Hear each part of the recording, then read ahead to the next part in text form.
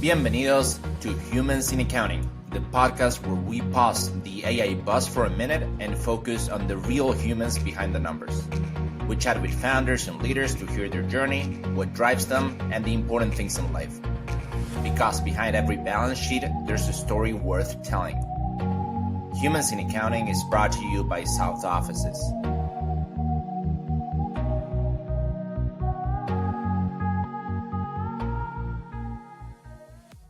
Hello everyone, and welcome to another episode of Humans in Accounting, where leaders share their story behind these spreadsheets. I'm your host, I'm Alex Roman, and this podcast is brought to you by South Offices, connecting accounting talent across borders. Today's guest, I'm so happy to have you, Irene Seelig, CEO and co-founder. Irene, it's really nice to have you here in Humans in Accounting. Welcome. How are you? Thank you so much. Yeah, thank you so much, Alex, for having me here. Yeah, excited for our conversation. Well, this is great. I'm not sure if this is going to be either the last episode of the second season of Humans in Accounting, or maybe there's another one, and we're just getting prepared for January for the third season. So yeah, it's great that you've been part of this community, and I'm so excited of having this conversation with you.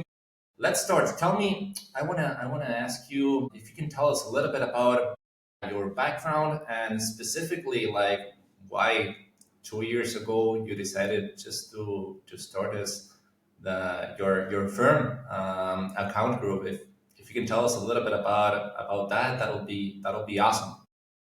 Yeah, so for Account Groove, we decided, me, my co-founder, CTO, and also CFO decided to start Account Groove software platform where we automate proposal to billing side of things.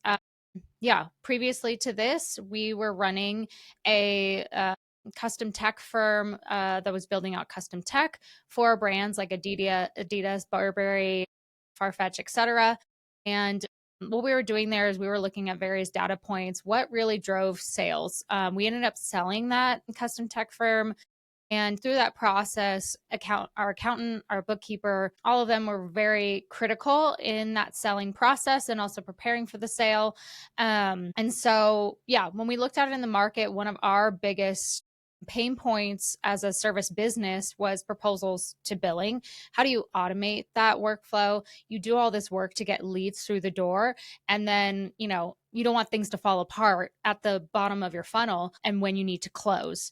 And then from a pricing perspective too, and as the business grew, we were looking at ways that not only how can you grow a business, you have to get a lot of leads through the door, but how can you make sure that every single client that comes in is worth it, right? And it's a great match. So we looked at it in the market and we were surprised to see that a lot of the platforms out there either were built on archaic tech or they weren't putting the user first. And so what that meant was the integration with how they collect payments via Stripe, it was always putting the software first and not the user. And so we decided to hone in and help accountants because they were so helpful during the process. We also got excited because we were constantly, reaching out to them during the process of the sale of that business and curious to see, about different aspects and what we needed to know, make sure our books were up to date, et cetera. And we felt that we owed a lot more to them at the end of the day than what they were actually charging us. Then we kind of looked at the market as a whole and kind of saw this whole shift that was happening in terms of how they wanted to start billing, not just do, annual with your tax return. They're starting to do more advisory work, all that kind of stuff. And they needed a little bit more shaping of how do you sell those services through? What is going to, be a great proposal that you can actually, in psychology, like 3 tiers. And so that's where we decided to build Account Groove, where it was putting the accountant first, not the platform. So giving you transparency over where your payments were and us not acting as the middleman so that you could get fast payments and also, just that transparency there. And then, yeah, including a piece where a lot of platforms don't give you insight into, we see thousands of proposals. We see what's selling, what's not selling. So why not give back and showcase and say, hey, this is actually how you can make this client worth it. And, especially nowadays, a lot of accountants are like, oh, I can't deal with this client. They're a pain in the butt in a Hmm. way. And, they want to let them go. And so why not showcase 3 tiers? These are my offerings, bump them up, make it so that you're not underpricing and make it actually worth it. And if, it kind of helps them weed those folks out who might end up being a pain in the butt or not, being responsive and all that kind of stuff when it comes to kind of working together. So, yeah, that's why we decided to I build Account Groove and kind of the history behind where we're at. Yeah, it just basically came from us selling our company, seeing a huge need, and also wanting to give back because they were so critical and supportive through our process of selling our last company. I love the stories where when I ask a question like this, the answer is like, yeah, we'll look at the market. We didn't actually see something that was out there that was solving the problem that we were seeing. Hmm. And I want to go back and ask like you, like when you realize, all right, there's definitely an opportunity here just to build this and make this happen. How was that? All right, let's just start now from scratch. You worked with a specific. I'm imagining. I don't know this, but you worked with a specific kind of client who you told him, okay, let's build this together. It was with the experience that you had working with accountants. How was that? I don't know, the first few months until you got the first client. I'm curious. I want to know. Yeah, yeah, yeah. Yeah, so I mean, because we've been building out custom tech for large brands, in terms of like from a building standpoint, we had all the right team in place to be able to actually build it. Right. And then because we saw a lot of the things from that, all the various tech that we would build for e-commerce or apparel brands and what drove sales, that was really helpful to kind of have that piece in there, the marketing, the sales piece, proven pricing psychology. So that's why we decided to build it on top of that. And then in order to get our first kind of users on board, we started with a cohort of about 50 accountants. We wanted to make sure that what we were building obviously was to what they needed. A lot of the feedback that we were getting early on, because we obviously did an assessment of the market and did, questionnaires and kind of trying to find out how they felt about the current platforms out there that were for them. And they all came back with, you know, them getting into a new platform. It was like, them kind of having to switch their brain. And Right. there was so much tech, outdated tech or older platforms that had just been kind of patching together various features. And so a lot of them, they weren't using those features or, not using them to the best of the abilities. So that's why we started first with like those 50 accountants to say, hey, let's build this where you're telling us exactly what you want to see. We don't want to overbuild in terms of from like the startup perspective, but also because we didn't want to have a clunky platform where folks come in and are like, what are we doing? So something Right. also unique to us is even during the onboarding process, we at least even in our base tier will give a top performing proposal that we see on our platform. So we typically get a list of services from that accountant and or any, recent engagement letter. And then we kind of also look at, what niches are they focusing in on? We'll pull that from our system and then be able to give them, yeah, custom proposals geared for them so that they're all set up ready to go. And that was one of the feedbacks too during, when we were in our kind of beta stage was how do I price? Yes, this is market rate. This is what people are telling me to do. But no one was coming at it from a perspective or giving them insight of like, hey, here's some data that what we've Right. seen working really well. So, and what's selling through. So we even do quarterly calls with our pro users to make sure that they are, kind of up to speed with how things are changing from a pricing perspective and also how they can better value frame their services. So Perfect. A few yeah. follow up questions. I just want to know how much time was that beta phase until Hmm. you got a final version that you said, all right, I'm gonna just go um, out there to the Yeah, world. yeah, yeah. So basically, we sold the business about the end of 2022. And then 2023, we started building, and that beta phase lasted about 6 to 9 months. And then, Okay. yeah, and then started, more folks, started hearing about us, and we're getting referrals and things like that. And so, yeah, and then now doing marketing and all the things. Uh, but yeah, that's kind of roughly how long the beta phase was, and it was really, being able to be that startup. We're also fully founder funded. And so we're able to shift and adjust and pivot depending upon what folks are wanting, needing, and what's going to make them win. Because, if we're able to help them build, a firm that's scalable, whether that means, they want to have more time with kids and they have children that are at a young age and they're like, hey, I want to have more time with my kids and I need to have a scalable practice and something that's going to be automated. Or if they're like, hey, I'm looking to sell my company. So we have a lot of users on the platform where we've seen them kind of at their infancy or where they were kind of, at that 100, 150K mark.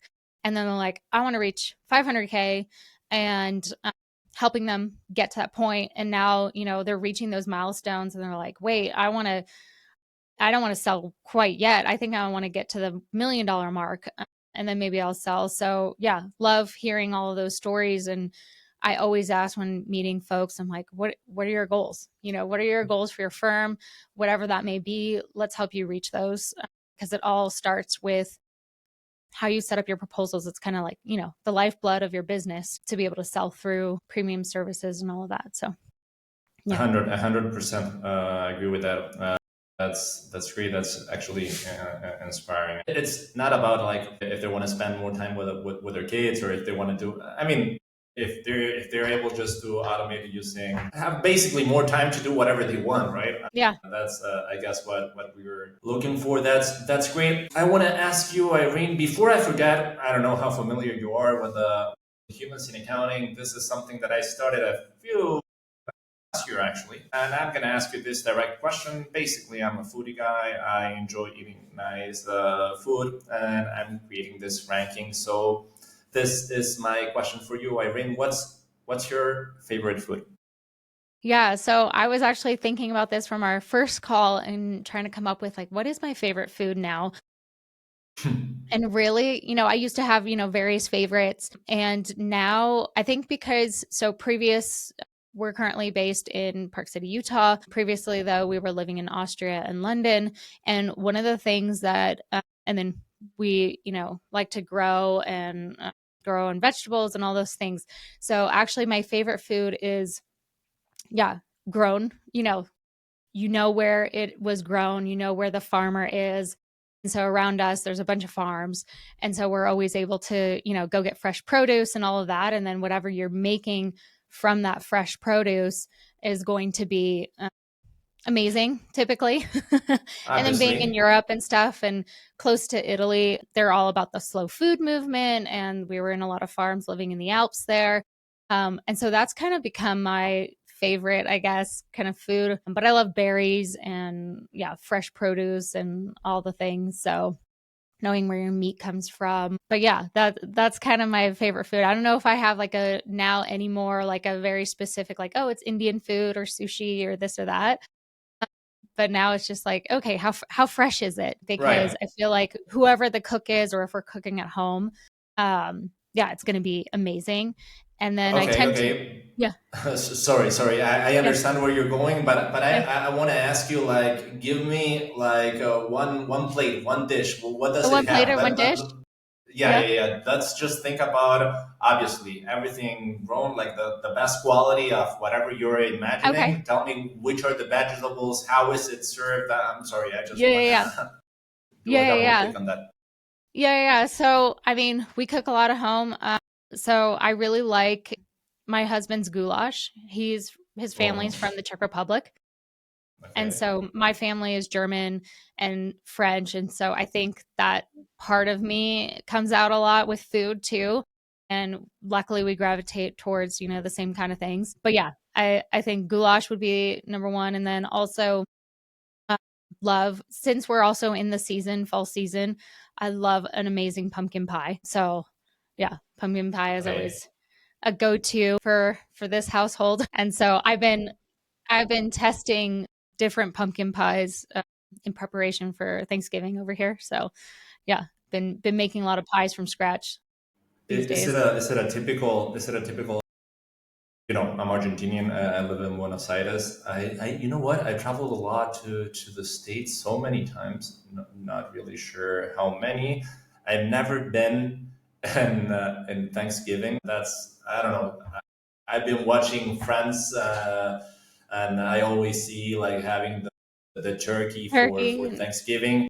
I want to ask you: is pumpkin pie something typical you guys have for Thanksgiving? Yeah, I mean, I guess it depends on the household. Like for instance, my Right. husband with his family being originally from the Czech Republic, they migrated over here back when they were like 18, 20 during communism. Anyways, so for them, they're like they don't love it, but yeah, it's typically turkey and pumpkin pie. They don't love it, so we actually do strudel, like instead of a pumpkin or an apple pie.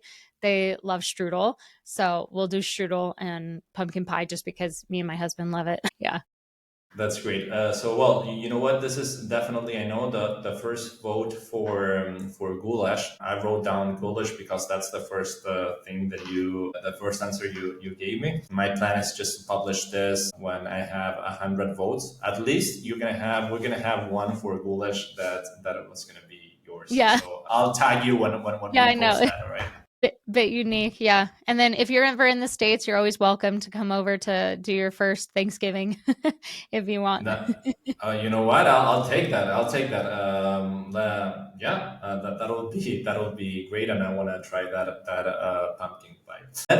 Let's go back. You mentioned that you work close with the your clients, with accountants, and uh, identifying their niche if they work with a specific industry. I obviously understand that you work with accountants, and that's probably that's your niche. But is there I'm just curious, like, do you have like any other client or from any other industry that feels that, hey, well, you guys actually can help me as well? How to tell me a little bit about that, Yeah, or just yeah. So specifically about with accountants?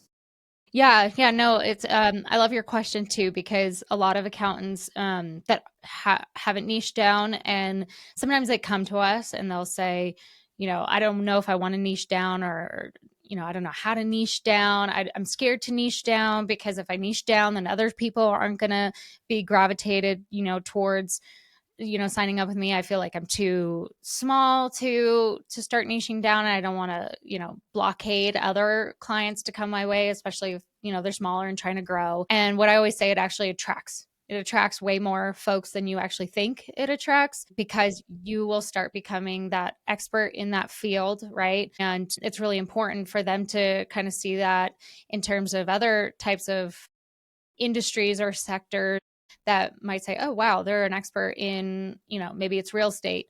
And then a trades or construction company will be like, oh, wow, like I love everything that they're saying about this industry and it's so on point and they're an expert. And so they'll just, start coming over. So to answer your question, yes, we focus in on accountants. That's our main industry. We have bookkeepers, like the whole array when it comes to bookkeepers, of tax advisory. We always say too, from like a bookkeeping perspective, like we love to see firms that utilize bookkeeping as a way to really scale what they're doing. We see that as like a very scalable service that anyone can implement inside of their accounting firm. And then we do get other types of industries into account group. We have ghostwriters and marketers and things like that are kind of adjacent that also help out accountants. But again, we're all of our features are really pinpointed on the accounting industry, just because we want to make sure that everything that we build is very specific for them and can really help them out. But yeah, there's a lot of adjacent industries that, kind of are geared towards accountants, whether they build websites or SEO, marketing coaches, etc. So yeah. That makes sense. I'm just curious. How does it work? Does it ever happen to you? Maybe one specific client is asking you for something like really really specific, that it's specific for their business. They're an accountant or they're a bookkeeping firm, but for some reason they're asking something that it only applies to them, and you're just having that doubt whether, all right, this is not going to add value to everyone. I don't know, I'm just curious if that ever happened, and how do you solve that if you say, okay, this is separate, or no, this is out of our focus. How does, I don't know, does that ever happen to you? Yeah, so actually a lot of the times, so I guess two-prong answer here. It happens sometimes when, they're asking for various features or various things, and they might have a certain methodology or way in which that they think that they could solve it in terms of a system. A lot of the time, so we always keep like a running list of all the various feature requests that we get. And 9 times out of 10, a lot of the times we see those times and times again. And so what we'll actually do is we'll take, yeah, note of all the various feature requests and then bump certain ones up, depending upon how often they're getting asked to then release those features. So if it's that case, and also if it's in a case where they might think there's a certain way to solve it, but other people have been, requesting a different path on how to solve it. We'll look at that in terms of how best to build out that feature to make sure that it covers everyone. But generally, we can kind of get that into a phase where, okay, it is going to work for everyone. And then there are some out of scope things, like especially because we do offer right now, we offer and have been offering one-on-one support for lead generation. So Right. two biggest challenges that we see is pricing, and that's kind of like the lifeblood of Account Groove in terms of we want to make sure that people are selling through higher tiered services. So from a pricing perspective, we're always giving a lot of that insight during the onboarding process. And then the other thing that has been a huge challenge is lead generation. So sales and marketing. What do I do there? So we started offering those services about, I want to say like a year and a half ago, in terms of like one-on-one support. And Hmm. so we do that in our growth plan. And then what we've just been noticing is, yeah, a lot of times some people will ask for maybe, SEO, maybe very like specific around lead generation. And so we'll have different people within our network if it's a little bit out of scope for what we want to offer for that side of things. But that's also why we're launching or have actually already launched to our pro plan users our CRM features. So I was that going to kind ask of, you about yeah, that. tied Tell me tied about nicely. tell me about this CRM Yeah. features. Yeah. Yeah. Because it was interesting, like your question in terms of like, what do you do? Because I also know like a lot of accountants in terms of, because we see so many proposals and services, and if things are kind of out of scope and if it's way out of scope, we always recommend try and keep to certain services and not go too far out of scope, because then you're not going to build a scalable firm. So that would be my suggestion for, firm owners. And then for us, that's what we do too. We were kind of noticing like the main challenges that accountants were having, again, pricing, lead generation, and which ones we wanted to solve and how we could scale that um, too. So we took it from an approach like, hey, let's get more insight. We want to do some one-on-one because we've done so much sales and marketing in our past businesses for large brands and have done those services before. So we're like, oh, this seems natural for us. Also, if you think about the sales funnel, it's basically Account Groove originally was, the bottom of the sales funnel, the closing aspect. And so the top of the funnel, we wanted to cover that as well and make sure that we could get people, get their leads through the funnel. So that's why we decided to, yeah, do the one-on-one consulting, really kind of find out what do folks need. Again, we were helping people kind of optimize whatever CRM that they were using at the moment. And what we would see a lot because they were way over spending on their CRM and not like only using maybe 10% of those features. And so we're like, whoa, this is, what's going on here? This is not good. So yeah, we decided to build out our CRM features so that we could help people get the leads through the door, solve that challenge. And then also we're already solving the part of like the closing aspect. And so, yeah, it works really nicely. And yeah, it's been awesome to kind of get those first folks through the door in terms of helping them automate all of their marketing efforts so that it ties directly into their closing process of what we've already been doing for them. So yeah, it's exciting. And yeah, we're getting a lot of folks signing up and they love it. And it also really helps too, because we're taking that same approach where, hey, you're not coming to Account Groove and you're kind of wondering, what do you do in here? We, like I mentioned during the onboarding process, really help them with all the templates, set it all up. And that's also what we're doing for the CRM side and what we've been doing for folks so that they'll have content and drip campaigns and all that kind of stuff already set up for like 2 years of content, just so that they aren't, trying to figure out, what do I do here, and having to put like a marketing brain on. We can help them through that process, and ones that are geared for their industry again. And that's what we've found a lot too, is maybe they would hire someone in marketing or someone even in SEO or where, different agencies. And those agencies weren't focused in accounting and understood, the language, how do you value frame, like all these various things, and understanding the pain points of their potential clients. And so, yeah, that's why we see it been And very successful. are Yeah. you creating like a community with with everyone here as well? I understand they're probably having like the same kind of issues or things that they can learn. How does that work? Are you? Yeah.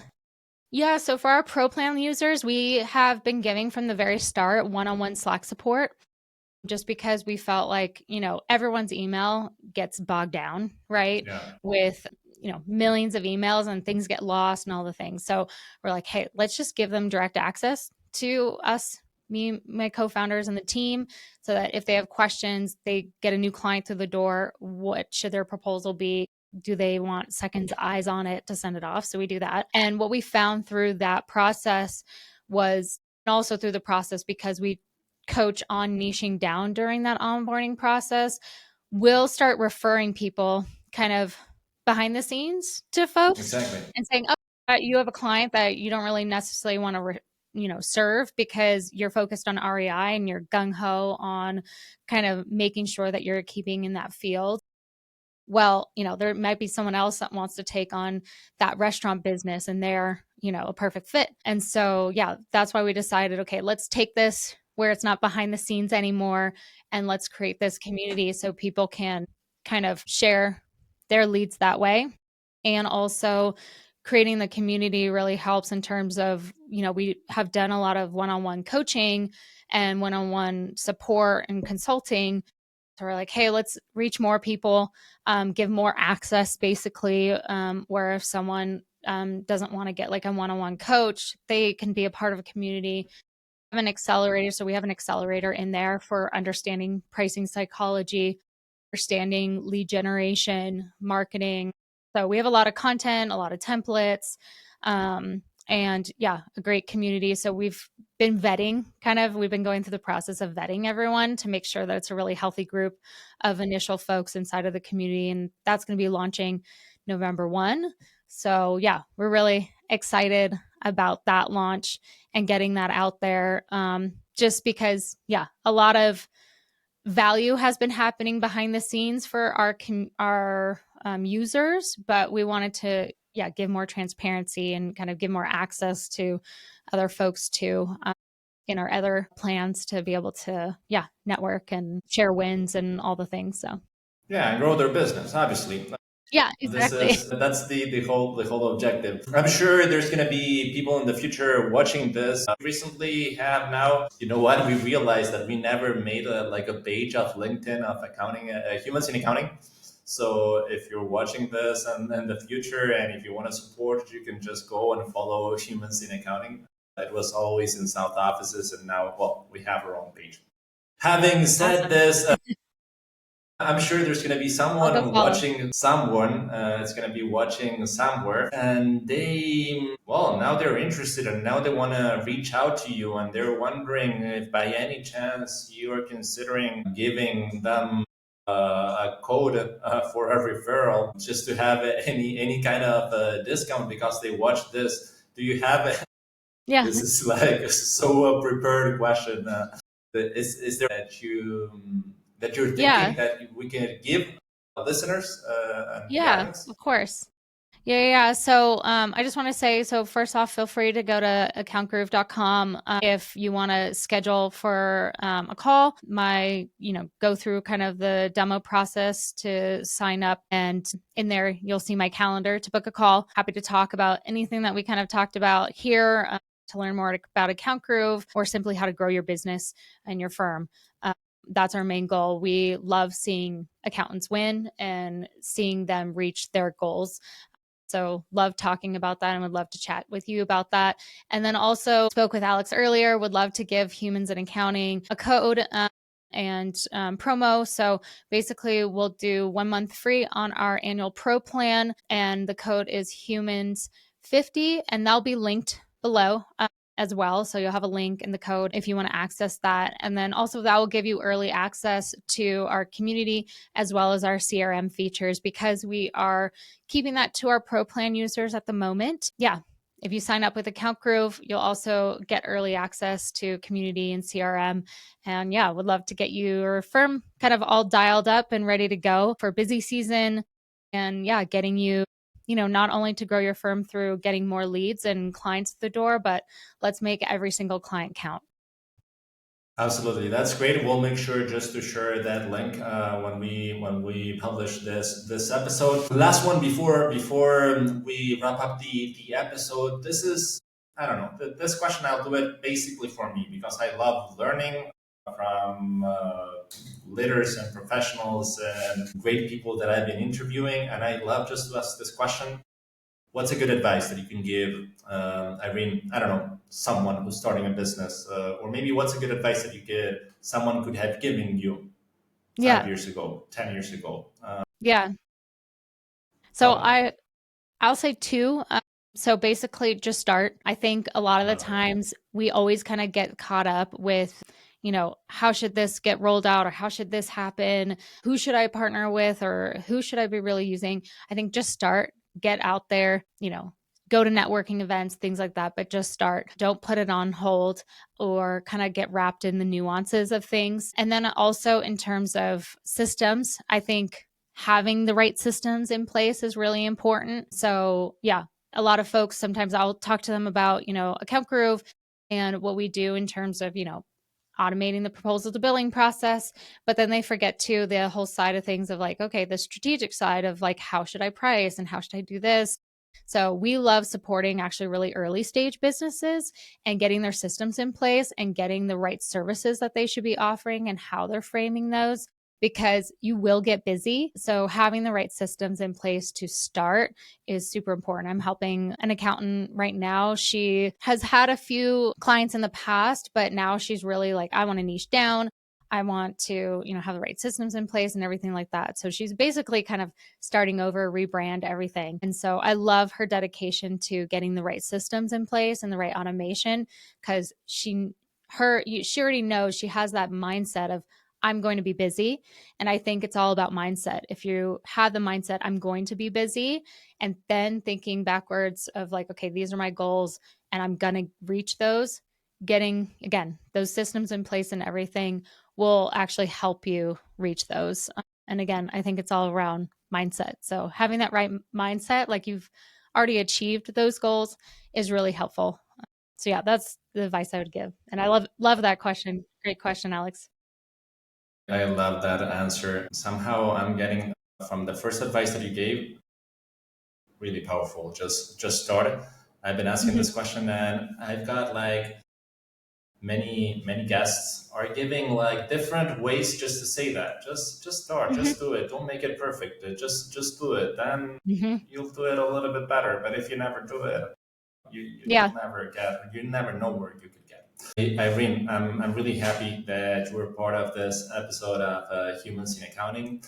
Thank you so much. Thank you for so much for being part. We'll make sure just to leave all the information of Irene and that link so that you guys, listeners of the future, go ahead and check account growth out. Irene, thank you so much. It was nice having you. Thank you so much, Alex. It was great being on here. And yeah, excited for what you're building too at Humans in Accounting. Thank you. Thank you. Have a Yeah. good one.